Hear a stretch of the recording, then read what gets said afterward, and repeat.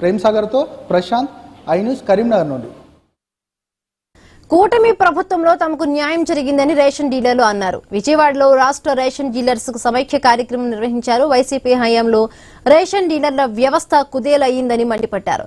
చంద్రబాబు హామీ మేరకు ఎండియు వ్యవస్థలను తొలగించి డీలర్ వ్యవస్థను తిరిగి ప్రవేశపెట్టారని తెలిపారు. వృద్ధులకు, వికలాంగులకు ఇంటింటికి రేషన్ పంపిణీ చేస్తామని తెలిపారు. అయితే డీలర్లందరూ ఆర్థికంగా ఇబ్బందుల్లో ఉన్నారని, తమకు వచ్చే కమిషన్లో 30% డోర్ డెలివరీకే సరిపోతుందన్నారు. ఈ మేరకు క్వింటాకు 200 కమిషన్, గౌరవ వేతనం 7,500 ఇవ్వాలని డిమాండ్ చేశారు. రాష్ట్రంలో ఉన్నటువంటి ప్రజా పంపిణీ వ్యవస్థ గత 6 దశాబ్దాలుగా నడుస్తున్న టైంలో గత వైసీపీ ప్రభుత్వంలో కుదేలైంది.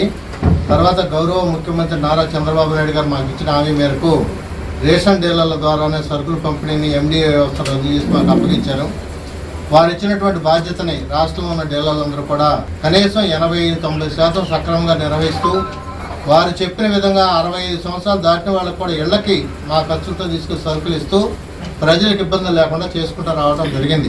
కమిషన్ అనేది చంద్రబాబు నాయుడు గారు ఉన్న టైంలో 2018లో పెంచడం తప్పితే ఇప్పుడు 8 సంవత్సరాలైనా కానీ ఇంతవరకు మళ్ళీ గత ప్రభుత్వం కమిషన్ పెంచలేదు. వాళ్ళందరికీ కూడా ఇళ్ళకి తీసుకుని ఇవ్వాలంటే డీలర్లకు వచ్చిన కమిషన్లో ఒక 30% డబ్బులు వారికి ట్రాన్స్పోర్ట్ ఖర్చులకి సరిపోతా ఉన్నాయి.